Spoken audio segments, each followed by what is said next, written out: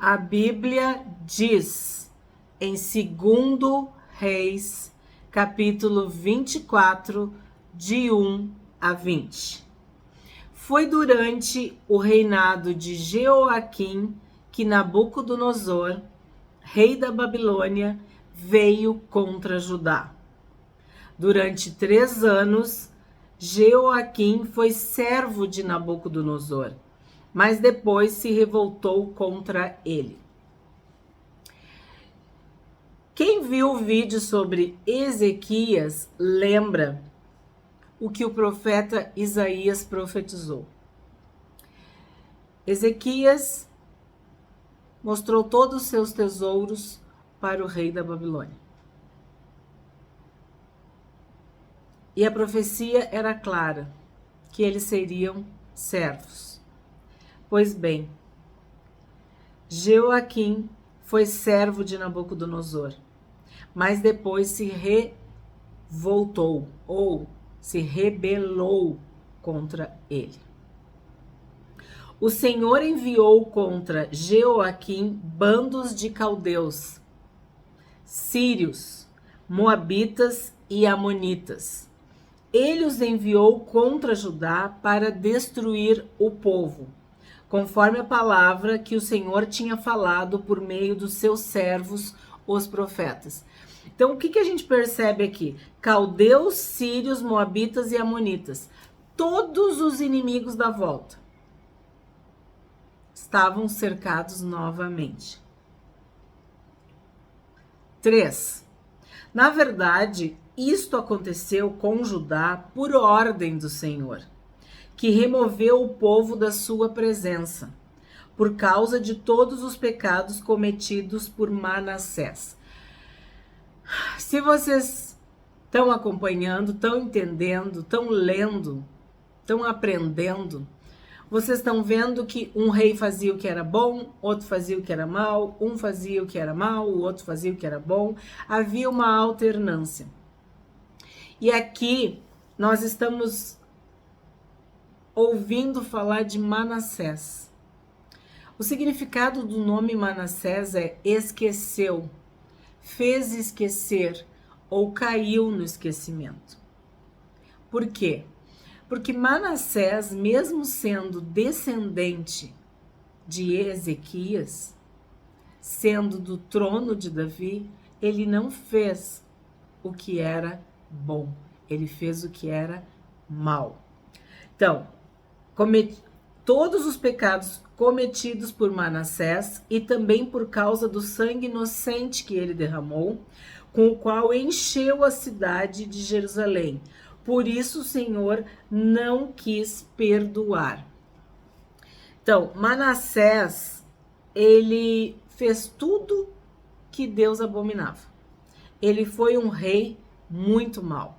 Então fica claro aqui neste versículo de que o que estava acontecendo com a nação, com o povo de Judá, era por causa de todos os pecados cometidos por Manassés. Então, era da ordem do Senhor, era juízo de Deus. A punição, o castigo, a maldição vem do Senhor. Ele pesa na balança e vê que somos infiéis. E aí vem a disciplina. E olha o que diz bem no finalzinho. O Senhor não quis perdoar. Aí vamos para o 8. Joaquim tinha 18 anos de idade quando começou a reinar e reinou 3 meses em Jerusalém. A mãe dele se chamava Neusta e era filha de Elnatã, de Jerusalém. Joaquim fez o que era mal aos olhos do Senhor, como seu pai havia feito antes dele. Agora vamos para o 10. Naquele tempo, os servos de Nabucodonosor, rei da Babilônia, subiram a Jerusalém e a cidade foi cercada. Nabucodonosor, rei da Babilônia, veio à cidade quando seus servos a sitiavam. Então Joaquim, rei de Judá, acompanhado de sua mãe, seus servos, seus príncipes e seus oficiais, se entregou ao rei da Babilônia E o rei da Babilônia, no 8º ano do seu reinado, o levou cativo. Tá, vou parar aqui um pouquinho. Babilônia. Já vimos no outro vídeo que o rei da Babilônia tinha mandado um presente para Ezequias porque soube que ele estava doente. E Ezequias abriu todos os tesouros do palácio. O que quer dizer Babilônia? Sim, um império. Mas Babilônia quer dizer confusão, perturbação.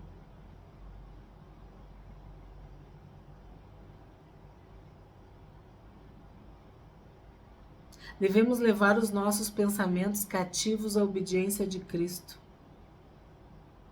Porque só assim a nossa mente vai ser fortalecida.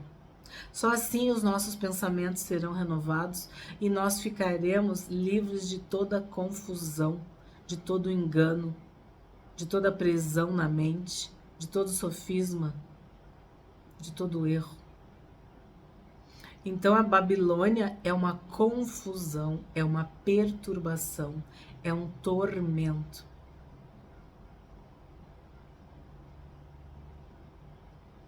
(13) Levou dali todos os tesouros da casa do Senhor e os tesouros do palácio real.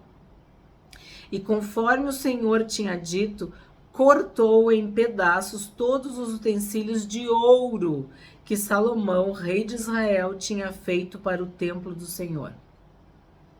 Nabucodonosor levou cativa toda Jerusalém, bem como todos os príncipes, todos os homens valentes, todos os artífices e ferreiros, ao todo 10.000. Ninguém ficou, a não ser o povo pobre da terra. Então a gente vê a estratégia do inimigo, né? Essa confusão, essa perturbação, esse tormento, essa prisão na mente faz com que as pessoas não consigam fazer nada de certo, nada direito. Se tornam escravos, se tornam cativos, prisioneiros. E aqui a gente vê também, ó, os príncipes, os homens valentes, os artífices, os ferreiros. Quer dizer, as pessoas de valor, as pessoas de importância também foram levados cativos. 15. Levou cativos de Jerusalém para a Babilônia o rei Joaquim, a mãe do rei, as mulheres deste, seus oficiais e os homens principais da terra.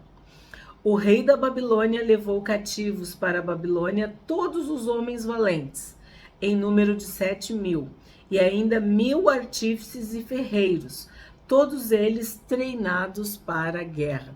Então, queria ainda se apropriar, se aproveitar, se beneficiar de toda a elite de Judá. 19. Zedequias fez o que era mal aos olhos do Senhor, segundo tudo o que Joaquim havia feito. Foi por causa da ira do Senhor contra Jerusalém e contra Judá que isto aconteceu, a ponto de os rejeitar da sua presença. Zedequias rebelou-se contra o rei da Babilônia. Então, assim, ó, é um fim deprimente? É. É lamentável? É. É triste? É. Sabemos que o pecado faz isso conosco.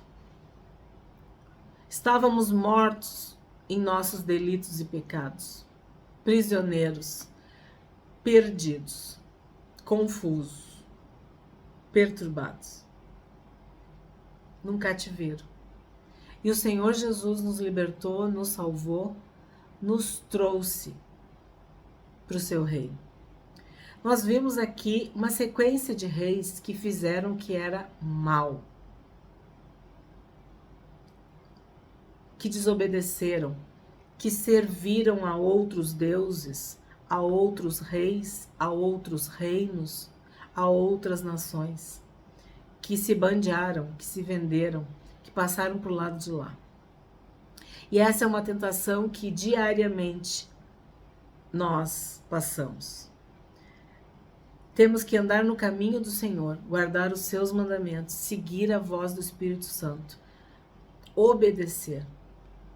Porque sim, ao nosso derredor existem inúmeras tentações. Existem muitos inimigos disfarçados de amigos. Situações que parecem que não são tão malignas, tão pecaminosas assim. E na verdade é aquela aguinha morna que vai aquecendo aos poucos. E quando tu vê, tu já tá frito, cozido, assado no calor do inferno. Então nós vimos isso na história de Israel, vimos na história de Judá, vimos que muitos reis foram influenciados pelas outras nações e não se mantiveram firmes na palavra de Deus. Então, foi uma sequência nesse capítulo de reis que fizeram o que era mal. E eles se rebelaram contra Deus. Eles preferiam ser servos e escravos dos reis à sua volta do que servir a Deus. E como punição, como castigo, como disciplina, o próprio Deus mandou destruição e cativeiro. O rei da Babilônia foi um instrumento, vamos dizer assim. Foi o meio pelo qual Deus trouxe juízo para o seu povo. E quando Deus traz juízo, Ele está trazendo santidade. O Espírito Santo nos convence do pecado, da justiça e do juízo. Isso que nós devemos entender. Assim como o remédio amargo cura, assim como, eu não sei, mas a gente usava um remédio que ardia, e aí depois de um certo tempo parou de arder, e aí tu nem sabia mais se ele curava. Então é mais ou menos isso. Às vezes essa cura, esse juízo, essa justiça vem de uma forma dolorosa, penosa, o castigo, a disciplina, mas ele nos santifica, nos purifica, nos coloca no caminho certo. E isso foi o que o rei da Babilônia fez. Puniu, Deus usou, porque ali está bem claro, a gente leu, foi por ordem do Senhor, foi das mãos do Senhor. O rei Nabucodonosor veio contra Jerusalém e contra Judá e levou os tesouros da casa do Senhor. E aí dói, né? A gente pensar todos aqueles tesouros que Davi tinha guardado, tudo que Salomão fez foi para os inimigos. E ainda diz que foi partido, quebrado, fracionado, para eles poderem levar. Então eles levaram os tesouros da casa do Senhor e da casa do rei do palácio. A cidade foi transportada para a Babilônia por causa da ira do Senhor. Homens de valor, homens capacitados, príncipes, a elite foi levada cativo, foi levada prisioneira. Se tornou um povo sem alma, porque haviam esquecido do Senhor. Como eu falei, chamei a atenção para vocês de Manassés. Às vezes se levanta um faraó que não conhecia José.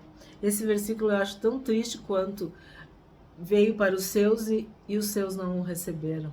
Que Jesus dizem, qual é o versículo mais triste da Bíblia? Jesus chorou. Não, Jesus veio para os seus e os seus não o receberam, não quiseram saber dele.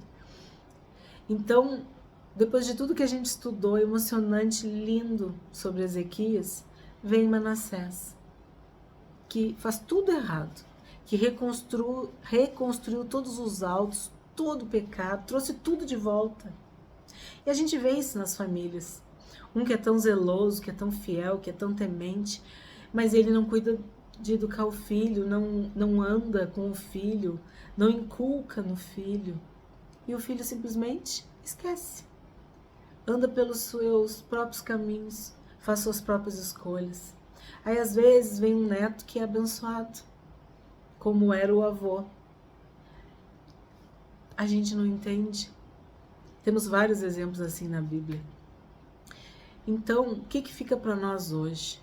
que nós devemos perseverar em servir e seguir ao Senhor, de geração em geração.